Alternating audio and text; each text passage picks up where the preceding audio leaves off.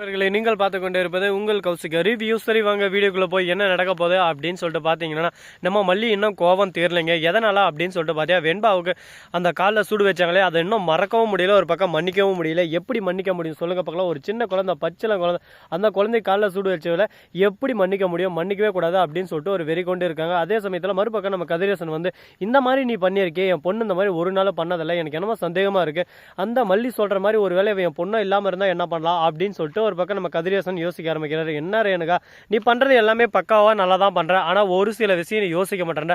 சின்ன குழந்தைக்கு இந்த மாதிரி நம்ம ஒரு விஷயம் பண்ணாலும் அந்த விஷயத்தினால எந்த அளவுக்கு நம்ம வாழ்க்கை பாதிக்கும் அப்படின்ற விஷயத்த நீ யோசிக்கல. நீ யோசிக்காம சிந்திக்காம பண்ற ஒரு விஷயம் உன் வாழ்க்கையை ஒரு பக்கம் புரட்டி போட்டுரும் அப்படின்றத கண்டிப்பா நீ யோசிச்சுதான் ஆகணும். சரி, இந்த மாதிரி எல்லாம் ஒரு பக்கம் போயின்னு இருந்தாலும் அதே சமயத்துல மறுபக்கம் என்ன நடக்குது அப்படின்னு சொல்லிட்டு பார்த்தீங்கன்னா, கரெக்டா நம்ம சுடரி இருக்காங்கல்ல, அவங்க என்ன பண்ணுறாங்க அப்படின்னு சொல்லிட்டு பார்த்தே, நான் சுடரிடி, நான் அப்படி தாண்டி பண்ணுவேன், உன்னால் என்னடி பண்ண முடியும் அப்படின்ற மாதிரி ஒரு பக்கம் ஆணவமாக தெரிஞ்சுன்னு இருக்காங்க.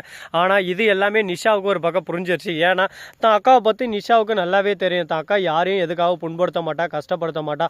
ஒவ்வொரு விஷயத்துலையும் தான் அக்காவுக்கு எந்த அளவுக்கு முடியுமோ அந்த அளவுக்கு சப்போர்ட் தான் பண்ணுவா. ஆனால் இவ பண்ணுறதெல்லாம் பார்த்தா தனக்கே சந்தேகம் வந்து ஒரு பக்கம், நீ அக்காவா இல்லையா, உண்மையை சொல்லு, உனக்கும் இந்த வீட்டுக்கும் எந்த சம்மந்தம் இல்லை, நீ இந்த வீட்டுக்குள்ளே வந்து தேவையில்லாமல் ஒரு பக்கம் குழப்பத்தை தான் உண்டாக்கின்னு இருக்க. என் அக்கா ஒரு நாள் நான் அந்த மாதிரி பார்த்ததில்ல, என் அக்கா சுயநினைவு வந்துருச்சுன்ற, ஆனால் ஒரு டைம் கூட என் அக்கா மாதிரி உன்னை நான் பார்த்ததே இல்லையே. என் அக்கா யாரையும் புண்படுத்த மாட்டா. ஒருத்தர்கிட்ட பேசணுன்னாவே யோசிச்சு சிந்திச்சு அவங்க மனசை கஷ்டப்படுத்துருமோ அப்படின்னு சொல்லிட்டு ஒவ்வொரு விஷயத்தையும் யோசிச்சு பேசுவா. யாருக்காகவும் எதுக்காகவும் அவளோட விஷயத்தில் இறங்கவே மாட்டா, இறங்கி போகவே மாட்டா, எல்லாத்துலேயும் கரெக்டாக இருப்பா.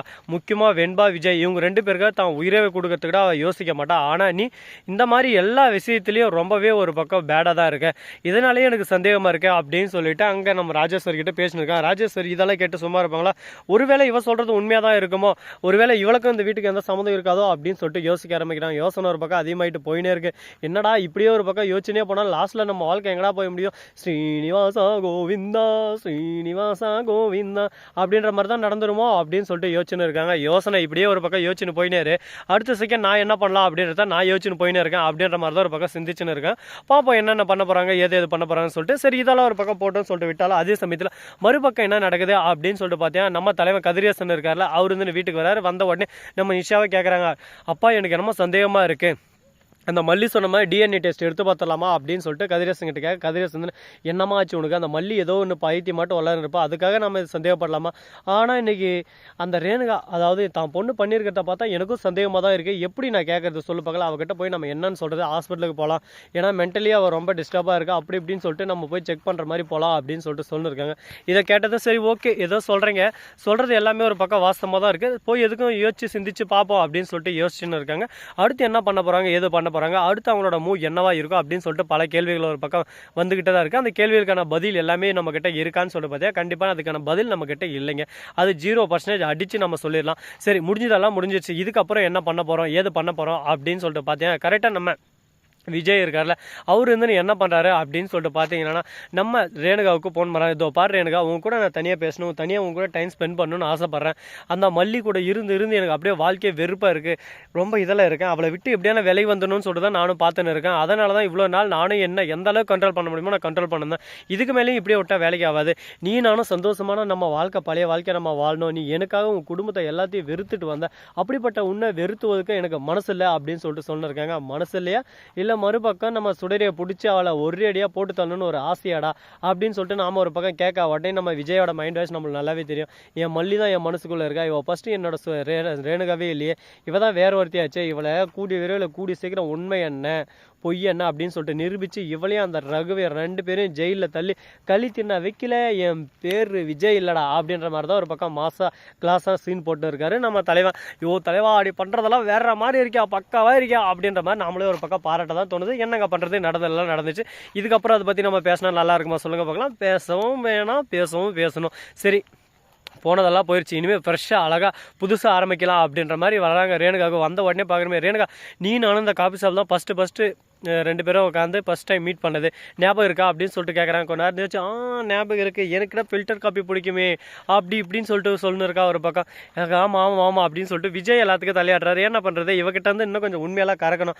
அதனால் எந்த அளவுக்கு முடியுமோ அந்த அளவுக்கு ஒரு பக்கம் இவளுக்கு நினைவில் வர வைக்கிற மாதிரி வர வச்சு இவளுக்கு ஊமக்குத்தான் குத்தி விடணும் அப்படின்னு சொல்லிட்டு ஒரு முடிவு பண்ணிட்டாரு. அப்படியே ரேணுகா கிட்ட நெருங்கி பழகி அதுக்கப்புறம் அவளை பற்றியான ரகசியத்தை உடைக்கலாம் அப்படின்னு சொல்லிட்டு தீவிரமாக ஒரு பக்கம் களத்தில் இறங்கிட்டாரு நம்ம தலைவன் விஜய். நீ இறங்கிறதெல்லாம் பார்த்தா நமக்கே ஒரு பக்கம் பயமாக இருக்குப்பா, என்னப்பா இப்படி ஒரு பக்கம் களத்தில் இறங்கிட்டா, என்னதான்ப்பா உனக்கு பிரச்சனை அப்படின்னு சொல்லிட்டு நாம் ஒரு பக்கம் கேட்டால், பிரச்சனைன்றது இருக்கட்டும், பிரச்சனை இப்போ முக்கியம் இல்லை, ஆனால் அதே சமயத்தில் எனக்கும் என் பொண்ணுக்கும் இடையேயான பாண்டிங் வந்து ரொம்ப அதிகம். அப்படிப்பட்ட என் பொண்ணை ஒருத்தர் கஷ்டப்படுத்துறாங்கன்னா அவனை நான் சும்மாவே விட மாட்டேன், அவங்களை எதனா ஒன்று பண்ணுருவேன். அப்படிப்பட்ட என் பொண்ணை நீ கஷ்டப்படுத்திருக்குன்னா உன்னை சும்மா விட்டுருணும். அது மட்டும் இல்லாமல் வெண்பா மேலே ரேணுகா உயிரவே வச்சுன்னு இருக்கா, ஆனால் நீ உனக்கு கொஞ்சம் கூட பாசமே இல்லை, என்னன்னு சொல்லிட்டு எனக்கு தெரியல. இந்த மாதிரி ஒரு விஷயத்த என் பழைய ரேணுகாவாக இருந்திருந்தால் பண்ணியிருக்க மாட்டான், ஆனால் நீ செஞ்சிருக்கே அப்படின்னு சொல்லிட்டு ஒரு கேள்வி எழுப்புறேன். இவன் நம்மளை டெஸ்ட் பண்ணுறதுக்கு வர வச்சானா, இல்லை அவன் பொண்ணு அந்த மாதிரி பண்ணிட்டோம் நம்மளே எதனா பண்ணுன்னு சொல்லிட்டு வர வச்சானா, எனக்கு ஒன்றுமே புரியல, ஒரே குழப்பமாக இருக்கே. இவன் பாசத்தோடையும் பேசுகிறான், பாசம் இல்லாமையும் பேசுகிறான், அக்கறையோடையும் பேசுகிறான், அக்கறை இல்லாமையும் பேசுகிறான். இவங்ககிட்ட நம்ம என்ன தான் சொல்கிறது அப்படின்னு சொல்லிட்டு தீவிரமாக யோசனை இருக்காங்க. சரி, யோசனை ஒரு பக்கம் அதிகமாகிட்டு போயினே இருக்குங்க. இதுக்கு மேலே இந்த யோசனையை நம்ம அப்படியே வச்சுருந்தா வாழ்க்கையில் நம்ம சிந்திக்கவும் முடியாது, அடுத்து என்ன பண்ணலான்றத யோசிக்கவும் முடியாது. சரி நண்பர்களே, பார்த்தீங்களா இந்த எந்த இடத்துல இருக்கான் அப்படின்னு சொல்லிட்டு பார்த்தீங்கன்னா மிகப்பெரிய ஒரு ஃபாரஸ்ட் ஏரியா. இந்த இடத்துல வந்து எந்த நேரத்தில் என்ன வரும் அப்படின்னு சொல்லிட்டு யாருக்கும் தெரியாது, நான் மட்டும்தான் அந்த இடத்துல இருக்க முடியும். அதுக்கான காரணம் என்ன அப்படின்னு சொல்லிட்டு பார்த்தீங்கன்னா கூடிய விரைவில் நீங்கள் தெரிஞ்சுக்க போகிறீங்க. இந்த வீடியோ பிடிச்சிருந்தா லைக் பண்ணுங்கள், கமெண்ட் பண்ணுங்கள், ஷேர் பண்ணுங்கள், டிண்டையும் பல தட்டி விட்டு போங்க. அப்போ தான் நான் போகிற அடுத்த வீடியோ உங்களுக்கு உடனுக்குடன் நோட்டிஃபிகேஷன் வந்து கொண்டே இருக்கும். மிக்க நன்றி, தேங்க்ஸ் ஃபார் வாட்சிங், டாடா, see you, நன்றி, வணக்கம், வந்தனம், வருக தருக.